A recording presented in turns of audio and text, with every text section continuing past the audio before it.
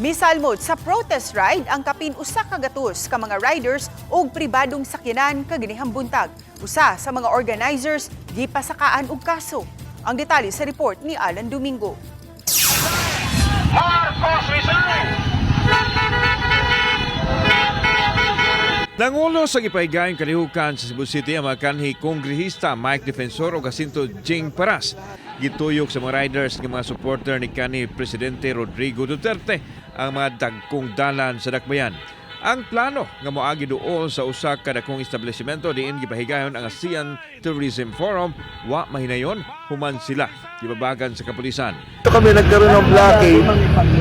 Kanina flowing yung traffic, tapos bigla kaming hinarang. Actually, dadaan lang kami and we were supposed to stop in Ismenia, Malayo. Mato ni Jimboy Chukno, misuway og adto ang grupo sa Frente Osmeña Rotunda apan gisiradaan kini kay matod pa adunay giayo. Human ang kalihukan nga milungtad og dulan duha ka oras natigna ang grupo kay giapa sila ug ubay-ubay nga mga pulis ug dinhi gi-impound ang pipila ka mga motor nga miuban sa ride ug giimbitahan sa Police Station 4 si John Abines. Are you being arrested? If you will not go, will you arrest me?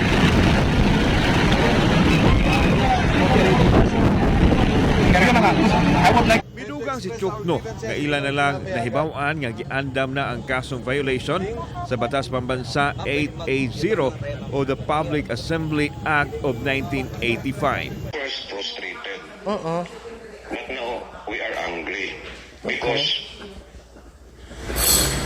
gibaboy na magud mi. Nahuli na magud mi. Okay. Gigukod pa mi nila dito. Okay. What do you call that? Sa iyang bahin, gibaragwan ni Abines nga wa sa kalapasan nga nabuhat.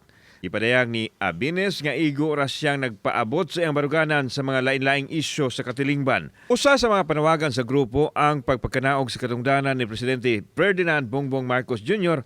ug ang kasagmuyo sa lapad nga korupsyon sa nasod. So that people will know on how corrupt our government is and how oppressive they are. Mo bitaw na nga, mo kuan ka, mo protest ka so that your voice will be heard. Samtang hugot nga gikondenar sa mga organizer ang naitabo sa gipahigayon nilang kalihukan nga gihulagway nilang pagpig-ot sa kagawasan sa pagpadayag. Gusto lang unta nilang mapabati sa international community ang ilang yangungo. Gikatakda sila mapahigayon og susamang kalihukan dito sa kauluhan sa katapusan niining buwana. Aarestuhan niyo pa kami. Is that because you want to silence the people, to scare the people not to join rallies anymore? Is this already martial law in Cebu? I would say that this is an undeclared martial law. Silent martial law. Kasi we are no longer allowed to express our even a simple motorcade dili nila i-permit. Dili makatarungan no ng ilang pagdakop no. Wala gyoy kanang grounds nga madakpan kay sila mismo ang nagkuha sa motor, ilang gipatunga obstruction. Gikuhaan pa sa habig ang kapulisan mahitungod sa isyu. Kauban si Clover Lumayag, ako si Alan Domingo. Balitag, Bisdak.